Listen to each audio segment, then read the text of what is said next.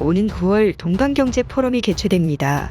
이곳에서 사할린주 쿠릴 열도의 관세 자유구역 설치 및 토지 매각에 관한 이슈가 있을 것으로 관측되면서 쿠릴 열도를 차지하려던 일본 대신에 한국이 쿠릴 열도의 주인이 될지 주목되고 있습니다. 국토전략TV 19세기 말부터 극동러시아 지방에서는 한국인은 매우 특별한 존재였습니다.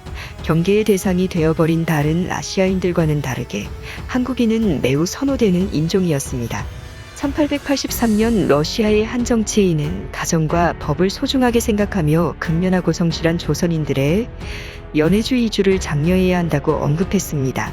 그만큼 당시 러시아 내에서는 척박한 땅을 일구고 준법적인 한인들에 대한 이미지가 좋았습니다. 이후 1900년대부터는 한국인 농부들은 극동러시아 지방에서 흔한 사람들이 되었고, 당대에 출판된 러시아의 책들과 학술 자료에서는 한국인이 러시아 내에서 매우 존중받는 사람들이었음을 알 수 있습니다. 19세기 후반 러시아의 저명한 지리학자이자 첩보원인 니콜라이 프레제발스키는 한국인은 중국인에 비해 공손하며 근면하고 협력 능력이 탁월하다고 기록한 바 있습니다. 1900년대 초반 제정러시아 내 상당수의 언론인들도 이러한 의견을 자주 반복해 기록했습니다.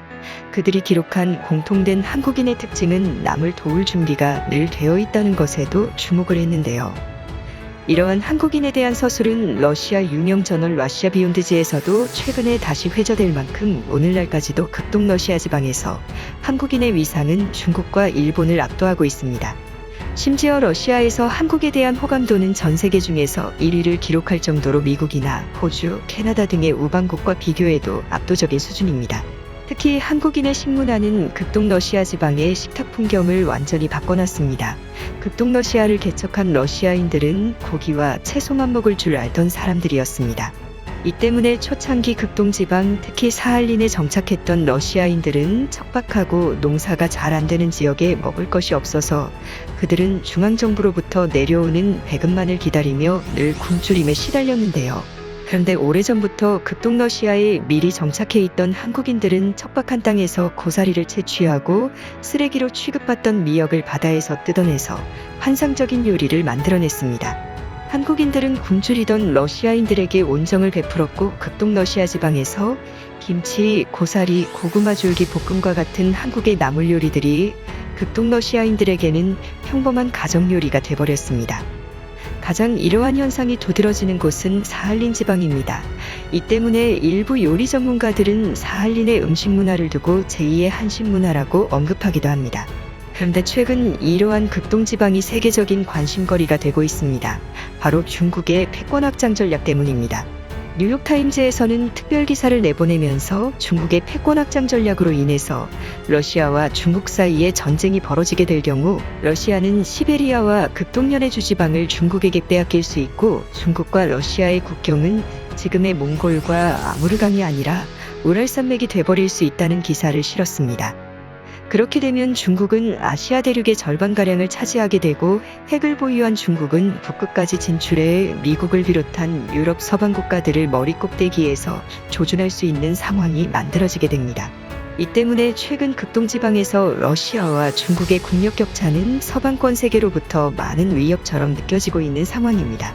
러시아는 현재 서방권 국가들로부터 세계적인 견제의 대상이 되고 있지만, 극동지방은 상황이 조금 다릅니다. 서방 자본이 참여하여 적극적으로 극동연해주 지방의 경제 활성화에 나서고 있습니다.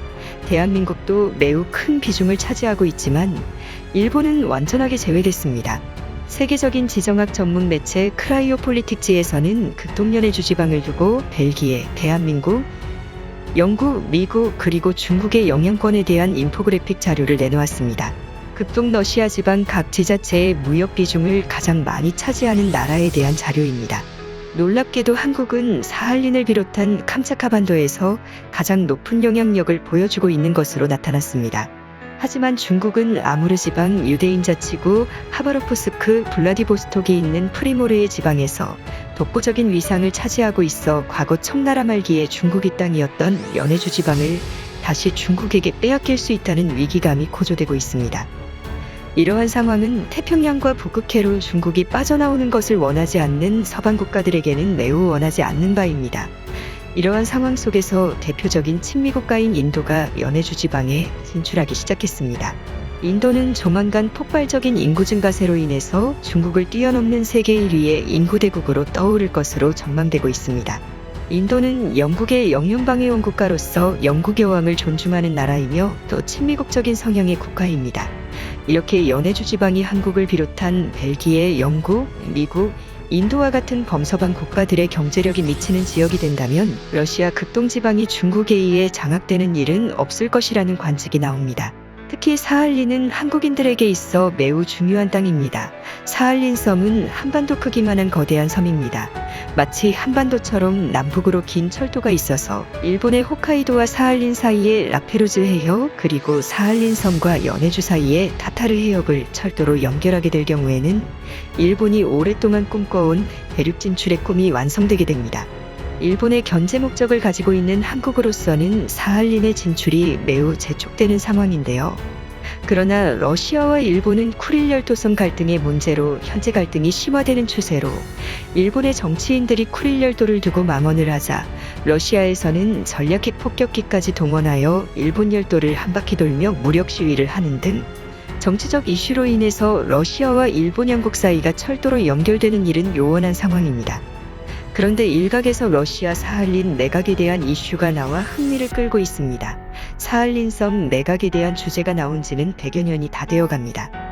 100년 전 러일 전쟁 당시 러시아 제국의 니콜라이 2세는 약 2억 루블 약 18억 원에 매각하려 했던 역사가 있고 실제 국제사회에 매물로 나온 바 있습니다. 당시 러시아 측에서는 미국에게 매각하길 원했습니다. 그러나 당시 미국 상원에서 반대를 하는 바람에 좌절돼 버린 바 있습니다. 그리고 제정 러시아가 붕괴된 이후 약 30년 뒤에는 구소련 지도자들인 스탈린, 트로츠키 등의 찬성하에 당시 일본 돈 10억엔의 사할린 섬을 일본 측에 매각하려 했던 역사도 있습니다. 그리고 92년 소련 붕괴 이후에도 사할린에 속하는 쿠릴 열도 4개 섬에 대해서도 당시 경제 강국이었던 일본에게 경제 원조의 대가로 매각을 시도하려다가 불발된 바 있습니다. 최근 러시아에서는 일본과 영토 분쟁 갈등이 있는 사할린 쿠릴 열도 4개 섬에 대해서 경제특구를 지정했습니다. 주로 한국에 수출하는 수산물 가공업이 중심이 될 것으로 전망되지만 이 계획은 좀 더 구체화되어 동방경제포럼에서 발표합니다. 어류 가공을 위한 공장 부지나 각종 개발에 대한 허가권이 주된 거래 대상이 될 것으로 관측되는데요. 그러나 더 나아가 쿠릴 열도 4개 섬 중에 일부 섬을 영토 갈등을 빚고 있는 일본이 아닌 제3국에 매각할 수 있다는 분석도 나옵니다. 일본에게 매각을 하느니 다른 나라에 매각을 해서 잠재적인 분쟁을 해결하고자 할 수 있다는 분석입니다. 매각 대상 중에는 당연히 일본은 제외될 것이고 한국이 검토될 수 있다는 분석이 나옵니다. 한국은 쿠릴 열도와 사할린의 가장 무역 비중이 높은 나라로 사할린 지역의 경제가 사실상 한국의 영향권으로 들어올 수도 있는 상황입니다. 이러한 상황에서 쿠릴 열도 4개 섬 중에 일부를 한국에게 매각한다면 러시아는 사할린 개발과 사할린과 연해주를 연결하는 다리 건설 사업에 한국의 자금을 얻을 것으로 관측됩니다. 현재 러시아는 사할린과 연해주를 연결하는 다리를 2035년에 완공을 목표로 계획 중입니다. 최근 사할린 지방정부는 러시아 건설부에서 사할린과 하바롭스크를 연결하는 철도 건설 사업에 대한 타당성 검토에 착수했다고 발표했습니다. 약 600km의 구간으로 건설 비용은 약 5,400억 루블, 우리 돈 8조 원에 달하는 금액입니다.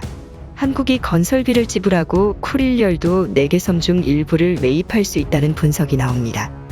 몇 해 전에는 한국인 국회의원들이 쿠릴 열도 4개 섬 중 쿠나시르 섬을 직접 방문해 일본이 발칵 뒤집힌 바 있습니다. 일본 방송사 NHK까지 한국 국회의원이 방문한 사할린 섬에 직접 찾아올 정도였는데요. 러시아로서는 골치 아픈 영토 문제를 해결해서 좋고 사할린 개발에 대한 자금까지 확보할 수 있어 좋고 한국으로서는 8조 원 규모의 해외 건설 사업에 참여함으로써 경기 활성화를 도모할 수 있습니다.